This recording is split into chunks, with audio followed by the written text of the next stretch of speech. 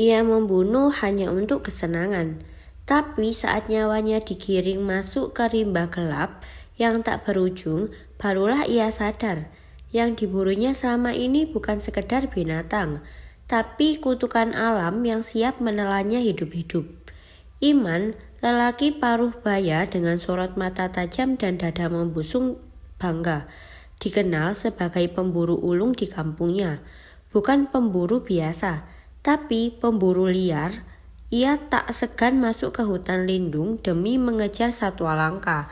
Harimau, owa, rusa, tutul, hingga burung rangkong pernah jadi buruannya. Bagi Iman, hutan adalah ladang emas. Setiap tanduk, gading, kulit, dan cakar hewan bisa dijual dengan harga tinggi. Sindikat luar negeri sering memesan barang langka melalui perantara gelap. Tak peduli hukum, tak peduli ancaman, baginya peluru lebih kuat dari peraturan. Binatang tetap binatang, sekali kena peluru, diam mereka. Mau dilindungi atau enggak tetap bisa mati, ucapnya suatu malam saat sedang membersihkan senapan di teras rumah. Kalung dari gigi harimau menggantung di lehernya, tanda kesombongan sekaligus peringatan. Namun malam itu juga terdengar auman dari arah hutan. Lama, dalam, seakan menyampaikan kemarahan yang tak terlihat.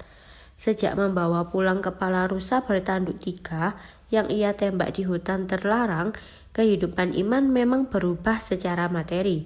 Ia membeli mobil, membangun rumah 2 lantai, dan memberi istrinya perhiasan emas. Tapi bukan hanya harta yang ikut pulang. Malam-malam mereka mulai diganggu.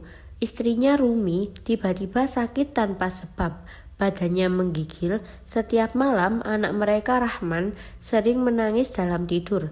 Ia mimpi dikejar harimau dan ditarik burung besar ke langit. "Ayah, jangan tembak mereka lagi," ucapnya dalam tidur. Iman tak percaya. Ia pikir semua itu hanya kebetulan. Tapi sejak itu suara auman terdengar tiap malam. Dari loteng, dari kamar mandi, bahkan dari bawah tempat tidur. Tetangga mulai menjauh, beberapa menyarankan agar ia bertobat. Tapi Iman tertawa keras. "Tobat dari rezeki yang halal. Kalian hanya iri." Namun jauh di dalam hatinya ada sesuatu yang mulai menggigil. Suatu pagi Iman mendapatkan tawaran mahal dari pemberi asing. Seekor elang Jawa hidup baru yang hampir punah. Dijual dengan harga puluhan juta rupiah. Tanpa pikir panjang, ia masuk ke hutan yang sama, hutan yang dulu mengantarnya ke kekayaan. Tapi sejak memasuki rimba, ada yang berbeda. Kompasnya tak berfungsi, arah matahari tak membantu, GPS mati, jalur bertapak yang biasanya ia lewati, kini berubah jadi semak berduri. Suara-suara aneh mulai bermunculan. Ada bunyi ranting patah tanpa sebab, daun berbisik seperti orang mengutuk, dan suara langkah mengikuti di belakang. Namun saat ia menoleh, kosong, tak ada siapapun. Bahkan hewan pun tak tampak. Hari mulai gelap, tapi langit belum senja. Ia merasa ada yang mengintai, tapi bukan manusia, bukan pula binatang biasa. Seolah-olah hutan itu sendiri hidup dan menunggu. Saat malam turun, Iman melihat kilatan mata di balik semak. Seekor harimau putih besar dan megah. Ia gemetar bukan karena takut, tapi karena harga di kepalanya. Tanpa pikir panjang, ia angkat senapan dan dor! Peluru dilepas. Harimau itu roboh. Namun saat ia mendekat, tubuh harimau itu perlahan berubah. Dari bulu menjadi kain, dari cakar menjadi tangan manusia. Sosok tua berselimut kabut muncul. Wajahnya tenang, tapi sorot matanya tajam. "Yang kau buru bukan milikmu, kini giliranmu diburu," bisiknya lirih. Iman terjatuh, tak bisa bergerak, dunianya berputar. Ketika sadar, senapannya menghilang, bajunya robek, tubuhnya penuh luka. Tapi di sekelilingnya tidak ada apa-apa, tidak ada jejak harimau, tidak ada manusia. Hanya sunyi dan auman dari dalam kepalanya. Iman mencoba mencari jalan keluar, tapi hutan seperti mengurungnya. Setiap jalur yang ia pilih membawa kembali ke tempat yang sama. Tempat mayat harimau putih tadi. tapi bangkainya tidak ada, hanya jejak darah yang membentuk lingkaran di tanah. Ia mencoba mengikuti aliran sungai, tapi airnya kini berubah warna, merah pekat seperti darah. Suaranya pun bukan lagi gemericik air, tapi seperti tangisan satwa, tangisan hutan. Langit gelap padahal belum malam, matahari seperti lenyap. Suara-suara mulai memanggil namanya dari balik pohon. Kadang terdengar tawa anak-anak, kadang suara istrinya, tapi saat dikejar tak ada siapa-siapa. Dia menjerit, tapi tak ada yang menjawab. Satu-satunya teman hanyalah bayangan dirinya sendiri, dan rasa takut yang mulai menggigit hati. Iman mulai kehilangan batas antara mimpi dan kenyataan. Di dalam tidurnya yang sesekali singkat, ia melihat dirinya diburu oleh hewan-hewan yang pernah ia bunuh. Seekor owa merantai kakinya, elang mencakar matanya, dan harimau putih menjilat wajahnya sebelum mencapik-capik tubuhnya perlahan. Tiap kali terbangun, Iman menjerit dan tubuhnya basah oleh keringat. Anehnya, setiap mimpi itu berakhir, bekas cakaran dan luka benar-benar muncul di tubuhnya. Luka-luka itu berbau darah meski ia tak menggoreskan apapun. Di balik pepohonan, Iman melihat bayangan binatang-binatang hutan. Mereka berdiri diam, memandangi dirinya, tanpa menyerang, tanpa bersuara, seakan hanya menunggu waktunya tiba.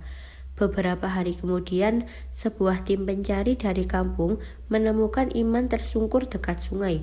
Tubuhnya kurus, dehidrasi penuh luka, dan matanya kosong.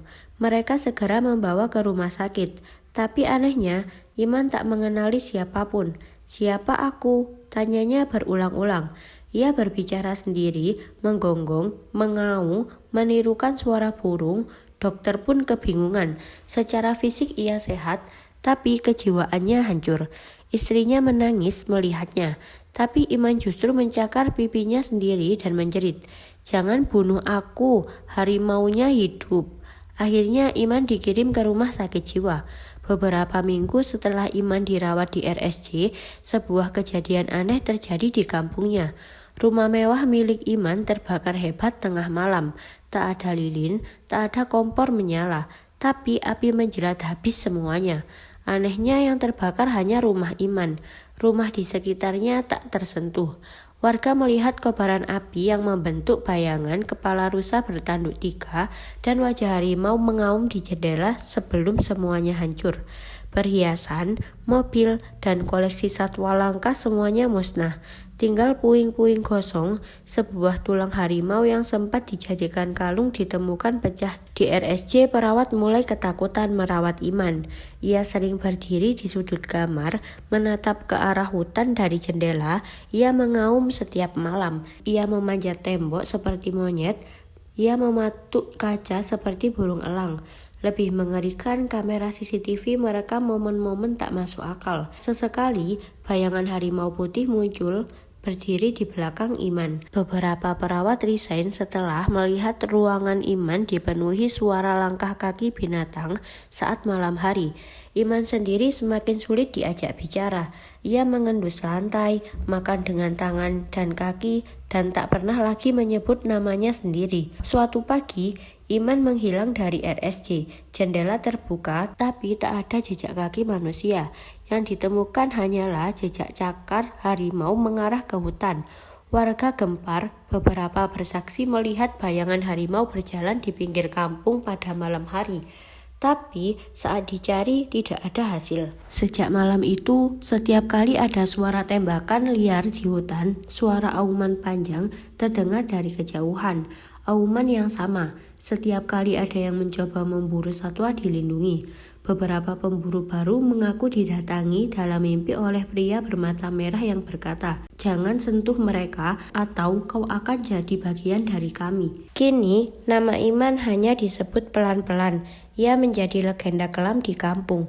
Anak-anak dilarang masuk hutan setelah maghrib. Warga membuat larangan keras soal berburu liar. Bahkan banyak yang mulai ikut melaporkan sindikat ilegal ke pihak berwajib. Hutan tempat Iman dulu membunuh kini tumbuh lebih lebat. Beberapa percaya arwah satwa yang ia bunuh menjaga tempat itu bersama dirinya yang tak pernah kembali sebagai manusia. Di salah satu batu besar di tengah hutan, muncul goresan aneh seperti tulisan. Yang membunuh akan diburu, yang tamak akan dikutuk. Dan saat angin berembus, terdengar suara yang menyerupai auman dan jeritan manusia bersatu menjadi satu. Setiap makhluk hidup di bumi ini diciptakan dengan peran masing-masing. Satwa dilindungi bukan tanpa alasan. Mereka bagian penting dari keseimbangan ekosistem yang juga menjaga kehidupan manusia. Pemburuan liar bukan hanya kejahatan terhadap binatang, tapi kejahatan terhadap masa depan bumi. Kisah Iman adalah pelajaran bagi keserakahan dan kesombongan manusia yang mengeksploitasi alam. Akan mendapat balasan entah cepat atau lambat. Mari kita berhenti berburu demi kesenangan, berhenti menjual nyawa demi harta, dan mulai menghargai kehidupan lain yang ada di sekitar kita. Karena saat alam membalas, manusia tak akan mampu melawan. Kalau kamu merasa kisah ini menyentuh hati dan penuh pelajaran, jangan lupa tekan tombol like sebagai bentuk kepedulianmu terhadap alam dan satwa yang dilindungi. Tulis di kolom komentar apa pelajaran paling besar yang kamu dapat dari kisah ini, dan tentunya subscribe channel ini agar kamu tidak ketinggalan kisah-kisah penuh makna dan moral lainnya. Mari kita bersama-sama menyebarkan pesan kebaikan, karena satu klik darimu bisa menjadi langkah awal menyelamatkan bumi. Sampai jumpa di kisah selanjutnya.